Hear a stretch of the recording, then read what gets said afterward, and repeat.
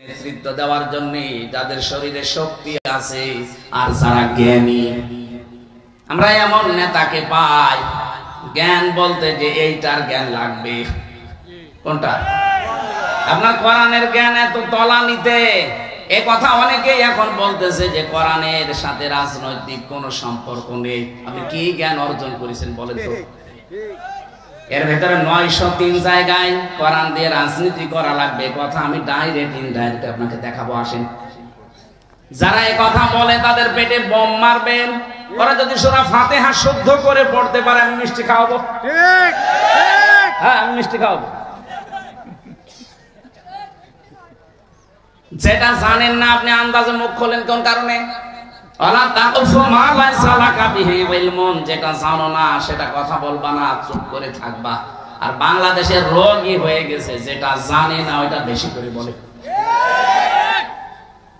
আমার মনে হয় এখন যদি বলি আমার যে মাথা ব্যথা করছে 14টা ডাক্তার এখানে দেখাবে, কে বলবে প্যারাসিটামল খান? এই কথা বলছেন না?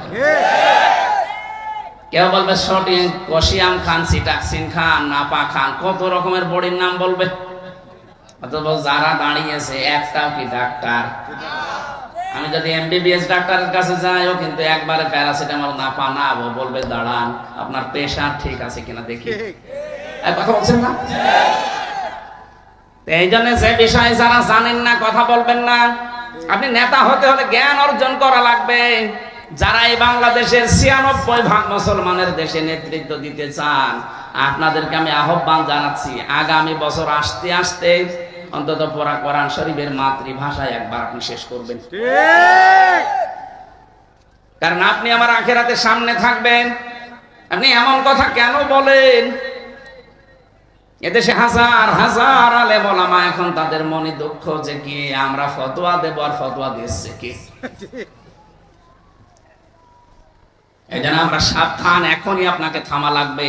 যাদের শরীরে শক্তি নেই তারা রাজনীতির দিকে চলে যান, আপনার রাজনীতি করা জায়েজ নেই। আপনি একটা পিঠা খেতে পারবেন না, একটা তাড়া দিলে দৌড়াতে পারবেন না। জিহাদের ময়দানে আপনাকে ডাক দিলে আপনি পেছনে থাকবেন, তা আপনার নেতৃত্ব দেওয়ার দরকার কি? ফেলে ইলমি আল জিসমি, শক্তি লাগবে।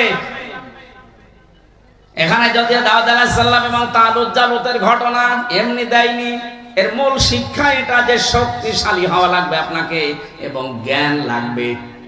যে লোকটা বাংলাদেশে এই কথা বলতে পারে আগামীকাল ঈদুল ফিতরের জানাজার নামাজ অনুষ্ঠিত হবে, কিসের জ্ঞান আছে?